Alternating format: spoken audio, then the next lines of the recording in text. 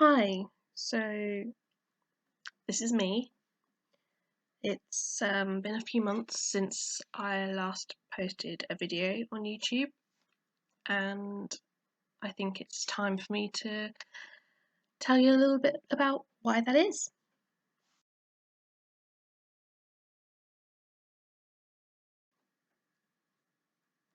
So, for those of you that already know me or follow me on social media, you will already know that on the 1st of March of 2021, I received a diagnosis after having a biopsy that I had a malignant melanoma,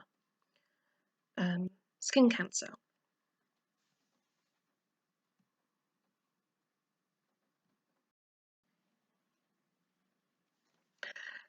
If, like me, you might hear the word cancer and completely freeze, which is exactly how I reacted. I didn't know what to do, I didn't know who to talk to.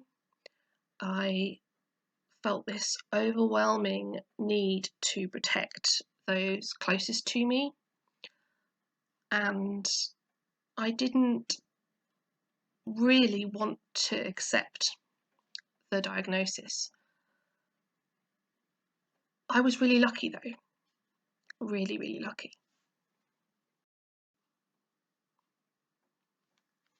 In the UK, we have an amazing service. Our NHS are absolutely incredible, and I'm not just saying that because I have family that work for the NHS. I'm saying it because, as someone who lives in this country, I have unfortunately used the service several times in my life. And during a global pandemic, being diagnosed with something as scary as melanoma, they were incredible. I can't thank them enough for the support and just putting me at ease and pointing me in the right directions.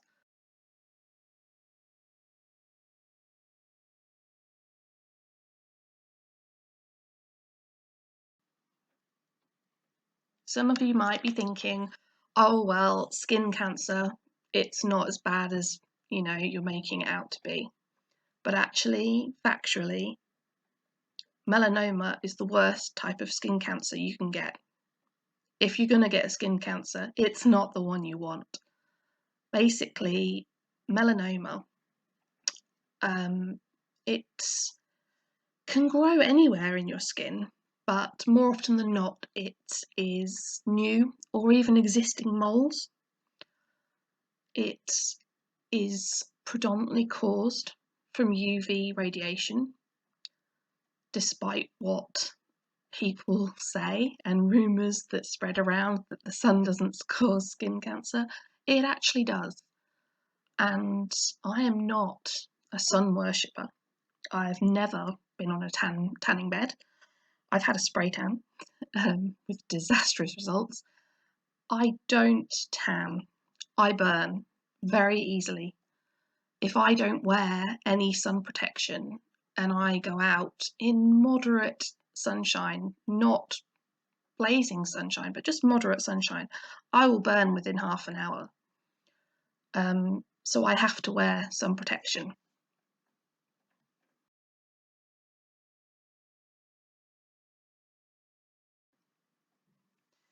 Because of that, and because of how my skin is, I tend to stay inside or stay in the shade. I don't like to be outside. I don't react well to heat. So being diagnosed with a disease caused by sun and sunlight kind of blew my mind. Of all the people I know, and I know a lot of people that do enjoy the sun and do tan and really love being in the heat, I just could not comprehend why I had cancer caused by sun exposure when I barely go out in the sun.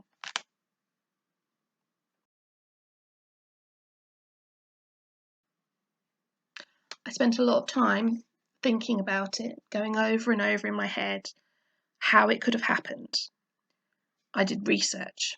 I went on the dreaded Google, which you should never do, and I joined some melanoma groups on social media sites. I reached out to Macmillan, which are also amazing, and I started to find out what melanoma was all about because, quite frankly, I didn't know anything.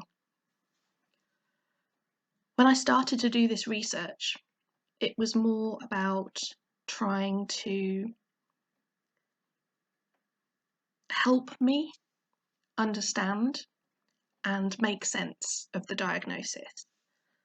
And the more information I gathered, the more I realised that the damage that had been done to my skin was not in recent years.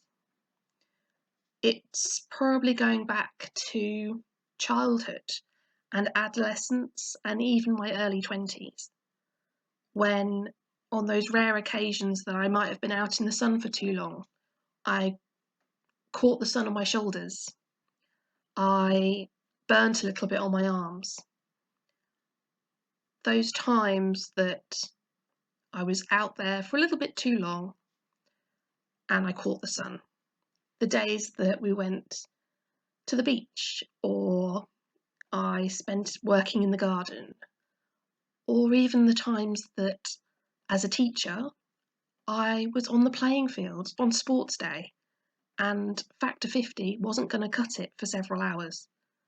And that sounds awful, and I'm not blaming anybody else. It just is.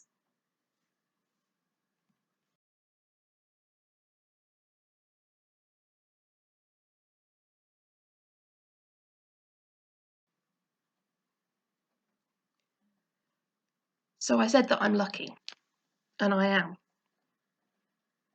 My doctors said that it was caught really early. It was relatively small, and they were quite surprised that I'd noticed a change. They removed the majority, well, the whole of the mole was removed during the biopsy. And then on the 29th of March, they did a second operation to remove a wider local area. So basically, it's called a WLE, and they remove what they hope is healthy tissue from around the site where the melanoma was. During that time, they managed to remove the rest of the cancer, and it's come back clear with clear margins. So the tissue that's left behind on my arm is supposedly cancer-free.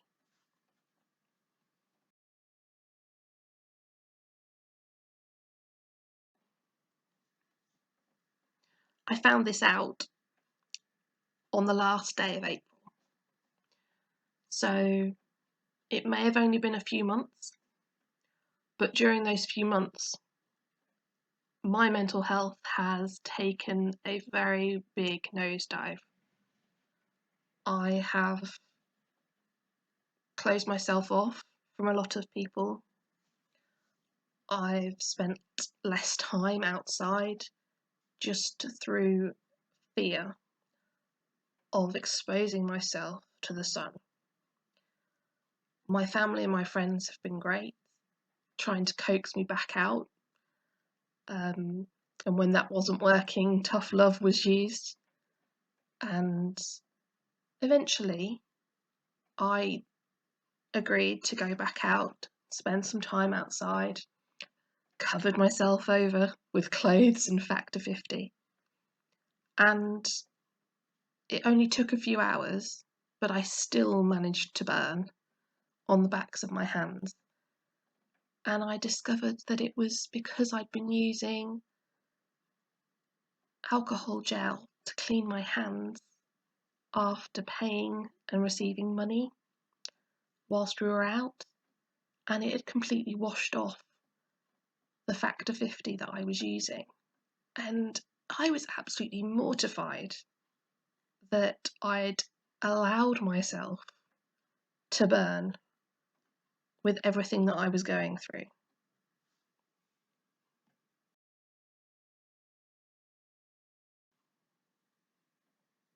I know, it's really silly. What kind of idiot does that? But I'm coming to the conclusion that it happened. It was a very small area of skin that was exposed to the sun. The rest of me was covered. It was a warm day. I had a UV hat on, long sleeves, trousers. I was completely covered apart from the backs of my hands. And I think back on that moment and I realise, what was I meant to do? Wear gloves? I can't spend my entire life hiding from the sun. But what I can do is try and protect myself the best way I can by not being out during the hottest parts of the day and by finding shade when it is a warm day. I'm really lucky, but unfortunately, there are hundreds of thousands of people out there that aren't as lucky as I have been. They caught my cancer early, or rather, I did.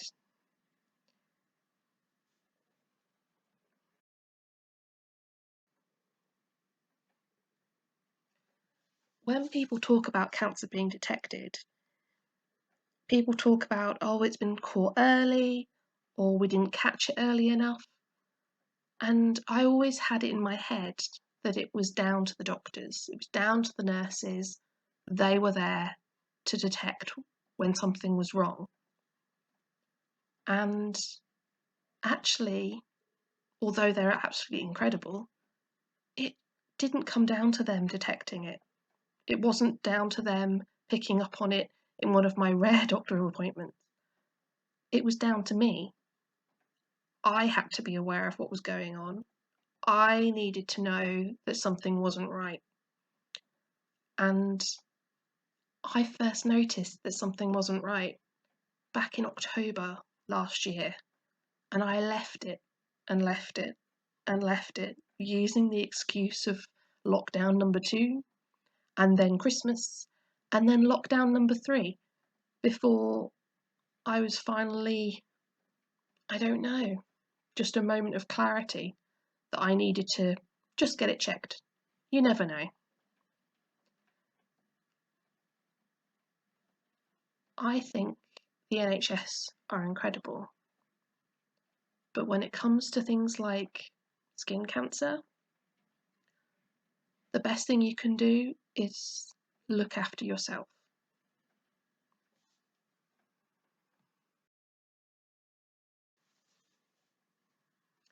I'm not going to preach at you because I don't think preaching really works. But I will say that I hope you never have to go through what I've been through the last few months. I'm still recovering from the second surgery. Um, it's healing well this time. First time round, I wasn't so lucky. Um, I overdid it, and unfortunately my stitches after they were removed, my arm hadn't healed properly and it split back open entirely. Was not pretty, and it was not nice to look at or actually feel, but I'm healing well this time, and hopefully there won't be too bad of a scar, but I am going to have a deformed arm, I suppose you could say. I don't really think of it as deformed, but I've got a big dent where the cancer was cut out, and the scar's probably going to be about 3 inches long, but I'd rather have the scar than have the cancer.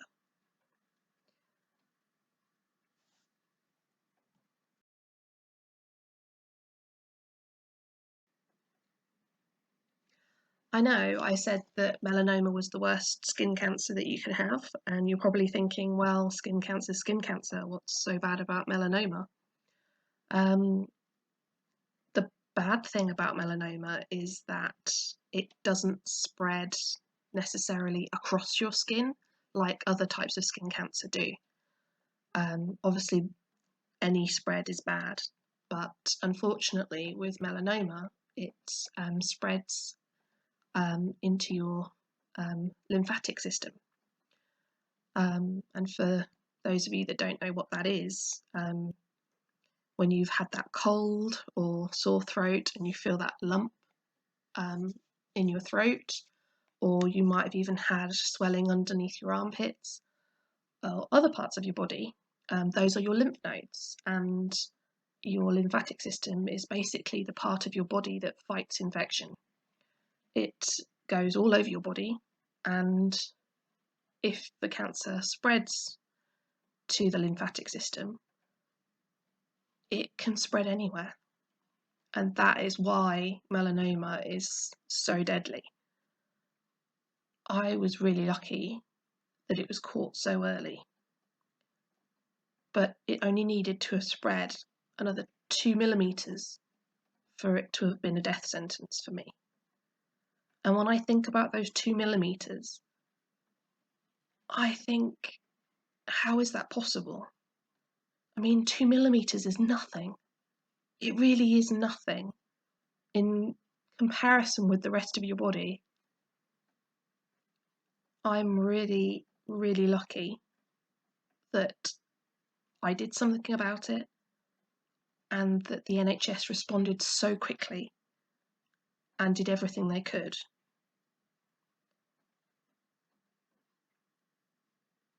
It still hasn't 100% sunk in.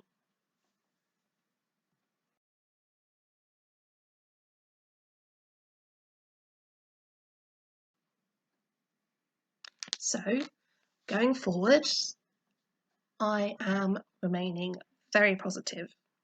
I have my first full body check coming up at the end of June. I'm not going to lie, I am very anxious about it, but I'm determined that I'm going to look at it positively, because they're going to be teaching me how to check my body and how to look for signs that the melanoma has returned, which there is a chance of that happening.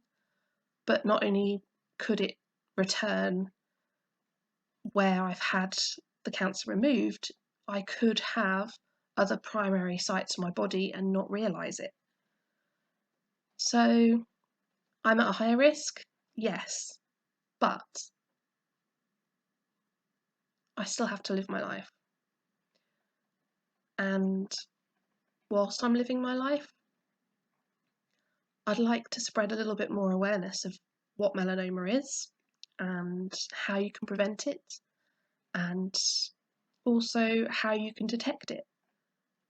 So, although my vlog is not about melanoma, it's about me, and unfortunately, with me comes melanoma.